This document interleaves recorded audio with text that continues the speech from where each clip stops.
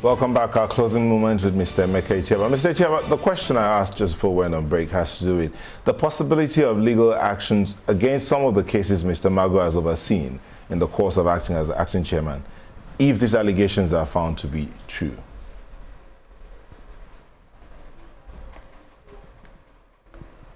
Okay, I don't think such a right will inure unless the victim is able to prove that there was miscarriage of justice by reason of Magu's actions. If all that a victim will talk about is that somebody who he perceives as not being, who falls short of the qualification to be the chairman of EFCC, handled his case, I don't think that gives any right of action. But if you can prove that by his conduct there was a miscarriage of justice, then it could, that right could inure. I'll stretch it a little bit. You know, when you go to court and judgment is delivered against you and the judge ran foul of one or two rules of court, it is not enough for you to go to the Court of Appeal and you say, upturn that judgment. What will only make the Court of Appeal upturn it is if there's a miscarriage of justice, if the decision was perversive. But if it was not perversive, even if the judge was not qualified, even if the judge breached some rules of court, I don't think that appeal will succeed. So it's the same thing.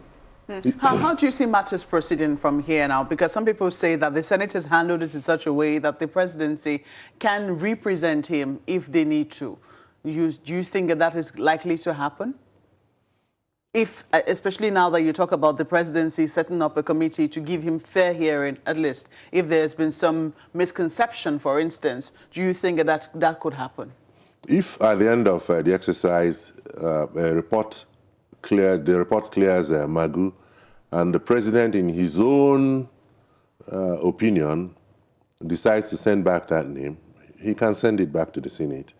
But the Senate will not be compelled to give their confirmation. They will still look at it and give their own opinion, which is independent of what the Attorney General's panel has done. They still have their... What the Attorney General is doing is good for the president, for his own comfort, to know whether he will send it back or not, to know whether disciplinary measure will be taken against Magu or not. But the Senate still remains its own boss. As a Nigerian, how would that sit on your mind?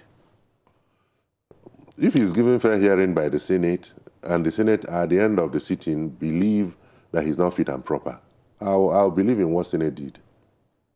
And if they do? If they do, we'll have over 150 million Nigerians. Are we saying that it's only one man that is qualified to be there?